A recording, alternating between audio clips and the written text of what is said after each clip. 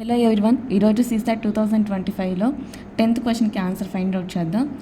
ఒక 5 seconds video pause చేసి మీరు ఈ క్వశ్చన్ని రీడ్ చేసుకోండి ఒకసారి. నేను ఈ క్వశ్చన్ చదవట్లేదు. చూడండి, first increased by K percentage. First increased by K percentage అంటే first increased by K percentage. K percentage అంటే మనం ఎలా రాసుకోవచ్చు? P of 1 plus K by 100. Next, first decreased by K percentage. P of 1 plus K by 100, 1 minus K by 100. దీన్ని మనం ఎలా రాసుకోవచ్చు? P of 1 minus K square by 100 square. Next, second increased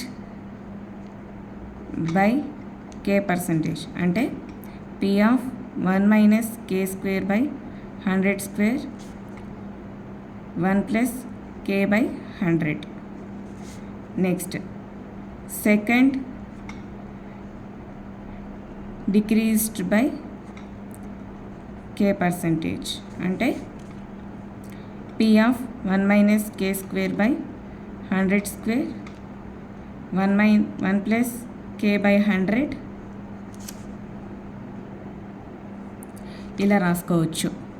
చూడండి, మనం ఇక్కడ first increased by K percentage value కనుక్కున్నాం, first decreased by K percentage value కనుక్కున్నాం, second increased second decreased values కూడా కనుక్కున్నాం. If the new price is Q, ఇప్పుడు మనం దీన్ని Q అనుకోవాలి.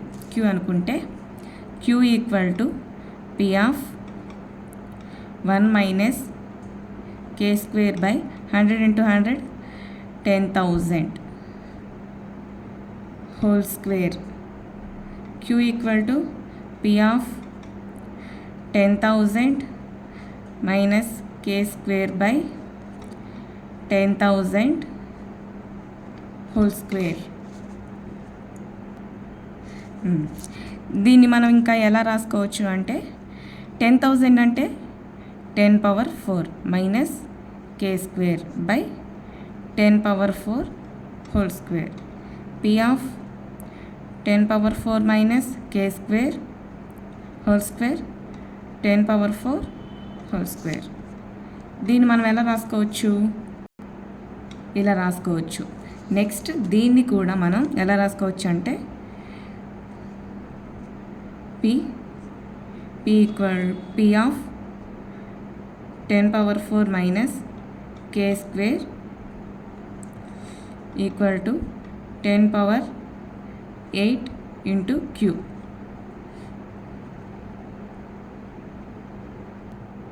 ఫైనల్లీ ఆన్సర్ ఇలా వస్తుంది.